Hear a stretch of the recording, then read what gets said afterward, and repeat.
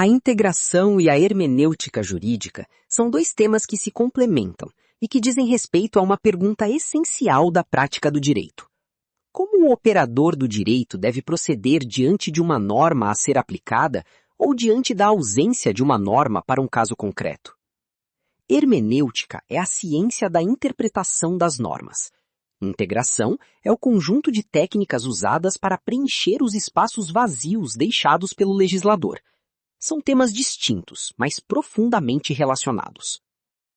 A palavra hermenêutica vem do grego hermeneutike, ligada ao deus Hermes, mensageiro dos deuses, aquele que transmitia e interpretava as mensagens divinas aos humanos. No direito, a hermenêutica jurídica é a disciplina que estuda os métodos, critérios e técnicas para extrair o sentido e o alcance das normas jurídicas. Toda norma precisa ser interpretada antes de ser aplicada, mesmo aquelas que parecem claras. A clareza aparente de um texto legal não dispensa a interpretação, ela apenas a simplifica. Existe um brocardo latino muito antigo que diz in claris cesset interpretatio, que significa que nos textos claros a interpretação cessa. Esse entendimento, porém, é amplamente rejeitado pela doutrina moderna. Carlos Maximiliano, um dos mais importantes hermeneutas do direito brasileiro, já no início do século XX, sustentava que não existe texto tão claro que dispense interpretação. A clareza é sempre o resultado de uma interpretação bem-sucedida, não uma qualidade anterior a ela. O intérprete sempre interpreta, mesmo quando afirma que o texto fala por si só. O ponto de partida da interpretação jurídica é o texto da norma. Mas o texto é apenas o ponto de início, não o ponto de chegada. A norma é mais do que as palavras que a compõem. Ela carrega uma finalidade, um contexto histórico, uma inserção sistemática dentro do ordenamento jurídico e uma função social. Por isso, ao longo da história do direito, diferentes métodos de interpretação foram desenvolvidos, cada um enfatizando um aspecto distinto da norma jurídica. O primeiro e mais elementar método é o gramatical, também chamado de literal ou filológico. Ele consiste em examinar o sentido das palavras usadas pelo legislador, a sintaxe das frases e a pontuação do texto normativo. O intérprete pergunta: o que dizem literalmente as palavras da lei? Esse método é o ponto de partida obrigatório de qualquer interpretação, mas sozinho é insuficiente. A linguagem é ambígua, as palavras têm múltiplos sentidos e o legislador nem sempre usa os termos com precisão técnica. Um exemplo do limite do método gramatical. O artigo 1º da Lei 9.503 de 1997, o Código de Trânsito Brasileiro, diz que o trânsito de qualquer natureza nas vias terrestres do território nacional é regido por esse código. A palavra trânsito pode ser interpretada literalmente como todo deslocamento. Mas uma leitura apenas gramatical não resolve todas as questões. Como saber se uma bicicleta dentro de uma propriedade privada está sujeita às mesmas regras? Para isso, outros métodos são necessários. O método sistemático parte do pressuposto de que uma norma não existe isoladamente. Ela faz parte de um sistema jurídico coerente, composto por outras normas, princípios e valores que se relacionam entre si. Pela interpretação sistemática, o intérprete analisa a norma em conjunto com as demais normas do mesmo diploma legal, do mesmo ramo do direito e do ordenamento como um todo. Uma norma do Código Civil deve ser interpretada à luz dos princípios constitucionais, por exemplo. O sistema é o contexto da norma. O método histórico busca compreender o sentido da norma a partir de sua origem e de sua evolução. O intérprete examina os trabalhos preparatórios da lei, as exposições de motivos, os debates parlamentares, os projetos de lei anteriores e o contexto social e político em que a norma foi criada. A finalidade é descobrir a vontade do legislador histórico. Esse método é particularmente útil quando o texto da lei é ambíguo e a intenção original do legislador pode esclarecer o sentido pretendido da norma. O método teleológico, também chamado de finalístico, dirige a interpretação para a finalidade da norma. A pergunta central é: para que serve essa lei? Qual o objetivo que o legislador quis atingir com ela? O artigo 5º da LINDB consagra expressamente esse método ao dispor que, na aplicação da lei, o juiz atenderá aos fins sociais a que ela se dirige e às exigências do bem comum. O método teleológico reconhece que as normas são instrumentos para atingir objetivos sociais e que sua interpretação deve ser orientada por esses objetivos. A distinção entre a vontade do legislador e a vontade da lei é um debate clássico na hermenêutica. A teoria subjetivista sustenta que o intérprete deve buscar a intenção original do legislador histórico, aquilo que os parlamentares queriam dizer quando votaram a lei. A teoria objetivista sustenta que, uma vez promulgada, a lei adquire vida própria e deve ser interpretada segundo o significado atual de suas palavras, independentemente do que o legislador originalmente pensava. A doutrina moderna tende a uma posição intermediária, valorizando ambas as perspectivas. Além dos métodos clássicos, há critérios de interpretação quanto ao resultado produzido. A interpretação declarativa é aquela em que o intérprete conclui que o sentido literal do texto coincide exatamente com a norma. A interpretação extensiva ocorre quando o intérprete conclui que o legislador disse menos do que queria dizer e por isso amplia o alcance da norma além de suas palavras literais. A interpretação restritiva é o oposto. O legislador disse mais do que queria e o intérprete restringe o alcance da norma para adequá-la ao seu real propósito. Um exemplo de interpretação extensiva. O artigo 226 da Constituição Federal diz que a família é a base da sociedade. Ao longo do tempo, o Supremo Tribunal Federal interpretou extensivamente o conceito de entidade familiar para incluir uniões homoafetivas, situação não prevista expressamente pelo legislador constituinte de 1988.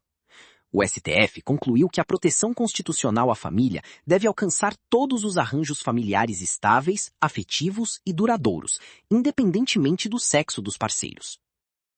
A interpretação quanto à fonte também é relevante.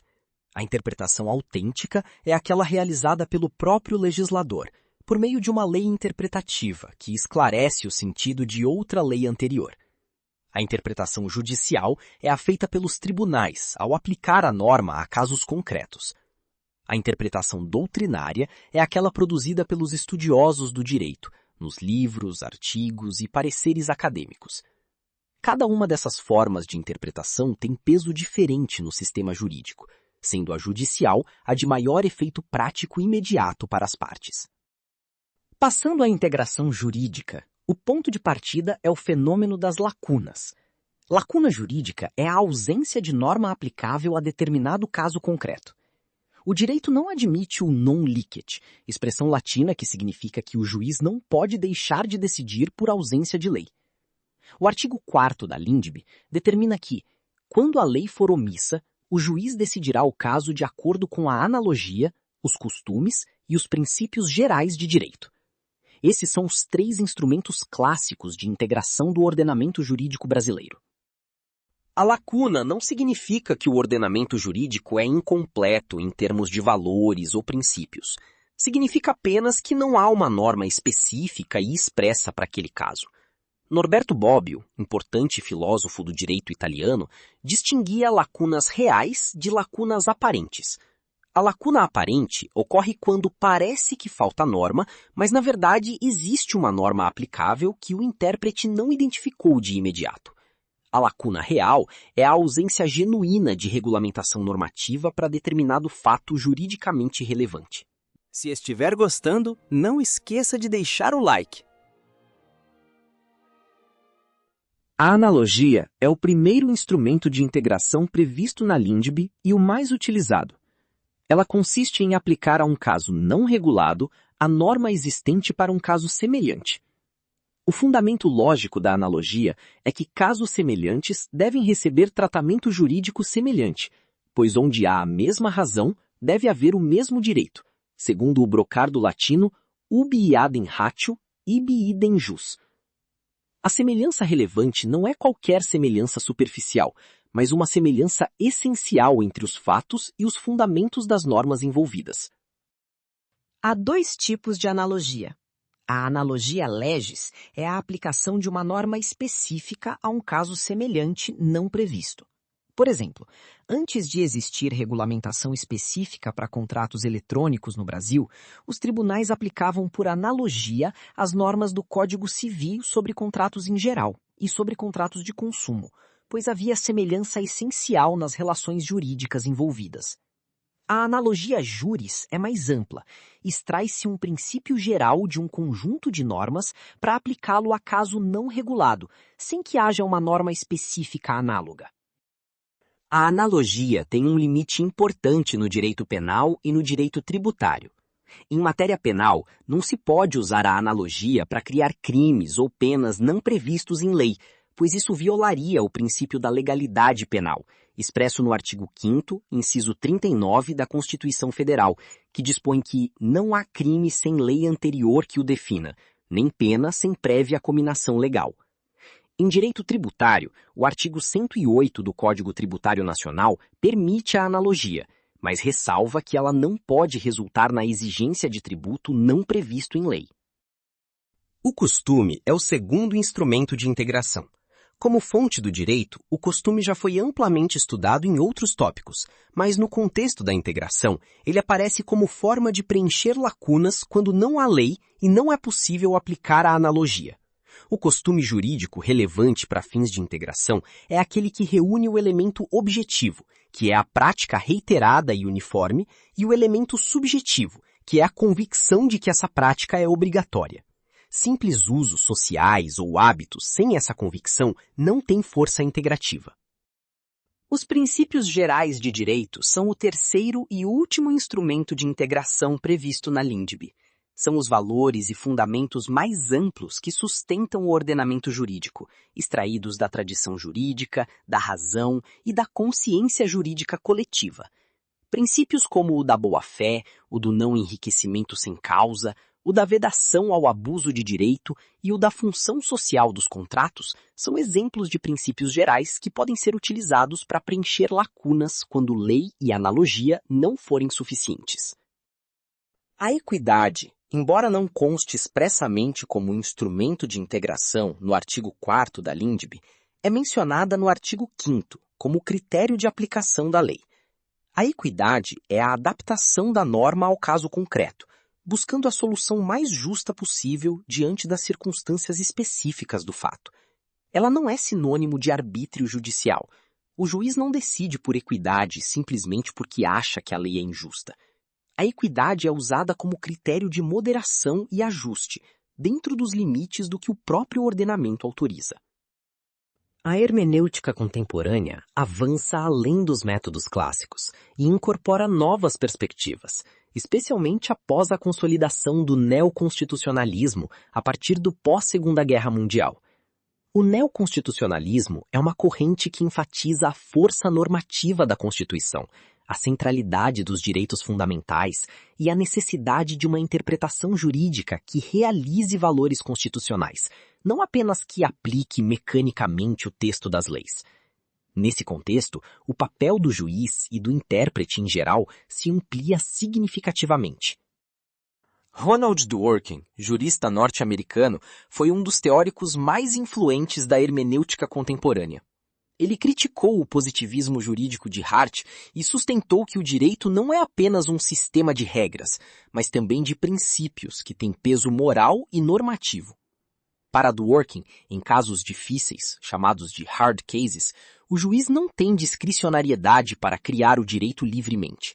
Ele deve encontrar a resposta correta a partir dos princípios que melhor se ajustam à prática jurídica e à moralidade política da comunidade. Robert Alexy, jurista alemão, desenvolveu uma teoria muito influente sobre a distinção entre regras e princípios e sobre a técnica da ponderação. Para Alexy, quando dois princípios colidem em um caso concreto, o juiz não resolve o conflito declarando um deles inválido, como faria com regras conflitantes. Em vez disso, ele pondera os princípios, levando em conta as circunstâncias do caso, atribuindo peso maior a um deles, naquele contexto específico, sem eliminar o outro do ordenamento. Essa técnica é chamada de ponderação de interesses, ou sopesamento. A ponderação é aplicada com frequência pelo Supremo Tribunal Federal. Um exemplo é o conflito entre o direito à privacidade e o direito à informação. Quando um jornal publica informações sobre a vida de um cidadão, pode haver colisão entre a liberdade de imprensa, protegida pelo artigo 5º, inciso 14 da Constituição, e a privacidade, protegida pelo artigo 5º, inciso 10. O STF pondera esses princípios considerando quem é a pessoa envolvida, qual o interesse público da informação e qual o grau de violação à privacidade, chegando a uma solução proporcional ao caso. O princípio da proporcionalidade é um instrumento hermenêutico contemporâneo de grande importância. Ele é utilizado principalmente para controlar a validade de atos que restringem direitos fundamentais. A proporcionalidade se desdobra em 3 subprincípios. O da adequação exige que a medida adotada seja apta a atingir o fim pretendido. O da necessidade exige que não exista medida menos gravosa que atinja o mesmo resultado.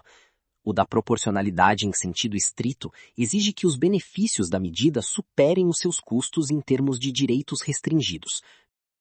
O método tópico problemático, desenvolvido pelo jurista alemão Theodor Viveg, propõe que a interpretação jurídica parta do problema concreto para depois buscar as normas e princípios aplicáveis, ao contrário do método dedutivo clássico, que parte da norma abstrata para aplicá-la ao caso. Na tópica, os topoi são os pontos de vista aceitos, que servem de argumento na discussão jurídica. Esse método valoriza a argumentação e o debate, reconhecendo que o direito não é uma ciência exata e que os problemas concretos não se resolvem por simples subsunção lógica. A hermenêutica filosófica de Hans-Georg Gadamer também influenciou a teoria jurídica contemporânea. Gadamer sustentou que a compreensão é sempre histórica e situada. O intérprete não é neutro, ele carrega pré-compreensões, valores e experiências que moldam sua leitura do texto. No direito, isso significa reconhecer que o juiz não é uma máquina de aplicar a lei, mas um ser humano situado historicamente, cujas pré-compreensões devem ser reconhecidas e submetidas à crítica racional. Peter Haberle, constitucionalista alemão, aplicou essas ideias ao direito constitucional com a teoria da sociedade aberta dos intérpretes da Constituição. Para Haberle, a interpretação constitucional não é monopólio dos juízes e juristas. Todos os que vivem sob a Constituição são, em alguma medida, seus intérpretes. Os cidadãos, os partidos políticos, os movimentos sociais, a imprensa e as associações civis participam do processo de construção do sentido da Constituição através de suas práticas, demandas e discursos. Esse pluralismo interpretativo enriquece a hermenêutica constitucional e a torna mais democrática, ainda que a palavra final caiba ao Judiciário, especialmente ao Supremo Tribunal Federal, no caso brasileiro. A interpretação conforme a Constituição é uma técnica hermenêutica de grande uso prático no controle de constitucionalidade. Ela consiste em, diante de uma norma infraconstitucional com mais de um sentido possível, escolher o sentido que a torna compatível com a Constituição e rejeitar as interpretações que a tornariam inconstitucional. Essa técnica preserva a norma no ordenamento e respeita a presunção de constitucionalidade das leis, ao mesmo tempo em que garante a supremacia da Constituição. O STF a utiliza frequentemente nas ações diretas de inconstitucionalidade.